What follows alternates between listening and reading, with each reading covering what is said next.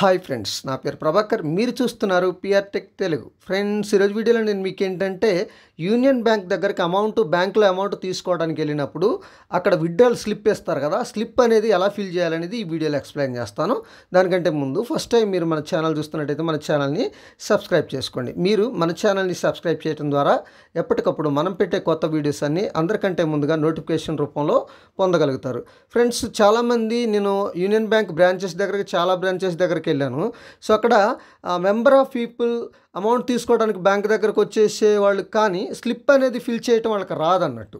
So వాళ్ళ కోసం అయితే ఈ వీడియో చేస్తున్నాను. ఫ్రెండ్స్, ఒకవేళ మీకు ఈ వీడియో తెలిసి ఉంటే తెలియని వాళ్ళకైతే షేర్ చేయండి. సో వాళ్ళకు కూడా యూజ్ అవుతుంది. సో ఎందుకంటే ఈ వీడియో ద్వారా మీరు పర్సనల్గా మీ అంతటా మీరే విత్డ్రాల్ స్లిప్ అనేది ఫిల్ చేసి సో అక్కడ క్యాషియర్కి ఇచ్చేసి అమౌంట్ అనేది తీసుకోవచ్చు అన్నట్టు.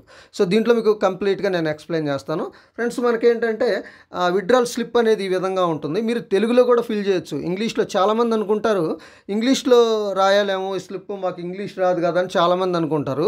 సో తెలుగులో కూడా మీరు స్లిప్ అనేది ఫిల్ చేయొచ్చు. ఇంగ్లీష్లోనే రాయాలని ఏం లేదు.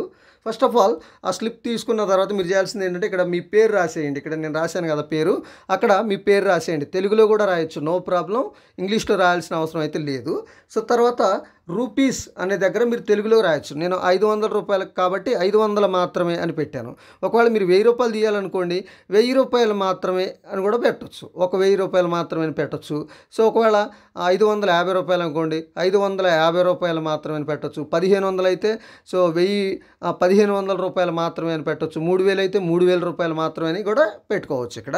తర్వాత దాని కింద అకౌంట్ నెంబర్ కనిపిస్తుంది చూసారా, అక్కడ మీ బుక్లో అకౌంట్ నెంబర్ ఉంటుంది. ఆ అకౌంట్ నెంబర్ చూసేసుకొని ఇక్కడ వేసేసుకోండి. వేసేసుకున్న తర్వాత ఇక్కడ డేట్ కనిపిస్తుంది కదా, ఆ డేట్ కూడా మీరు ఎంటర్ చేసుకోవాలి. ఇక్కడ నేను రఫ్గా ఇచ్చాను, 1/1/2024 అని ఇచ్చాను. సో అక్కడ మీరు ఆ రోజు డేట్ వేసుకోండి. తర్వాత సో నేను 500 అనేది అమౌంట్ ఎంటర్ చేశాను కాబట్టి ఇక్కడ 500 అనేది ఎంటర్ చేసేసుకొని నేను అలా ఇక్కడ పెట్టాను, టిక్ పెట్టాను, అలా పెట్టేసేసుకోండి. పెట్టేసుకున్న తర్వాత ఇక్కడ మీ సిగ్నేచర్ అడుగుతుంది, మీ సిగ్నేచర్ చేసేయండి. చేసి ఈ స్లిప్ తీసుకెళ్ళేసి అక్కడ మీరు ఎక్కడైతే బ్యాంకులో క్యాషియర్ ఉన్నారో అక్కడ ఇచ్చేస్తే వాళ్ళు మీకు అమౌంట్ అనేది వెంటనే ఇచ్చేస్తారు అన్నట్టు. సో ఈ విధంగా మీరు విత్డ్రాల్ స్లిప్ అయితే ఫిల్ చేయొచ్చు అన్నట్టు. ఫ్రెండ్స్, ఒకవేళ ఈ వీడియో కనుక మీకు నచ్చితే లైక్ చేయండి, షేర్ చేయండి, కింద కామెంట్లో రాయండి. Thank you.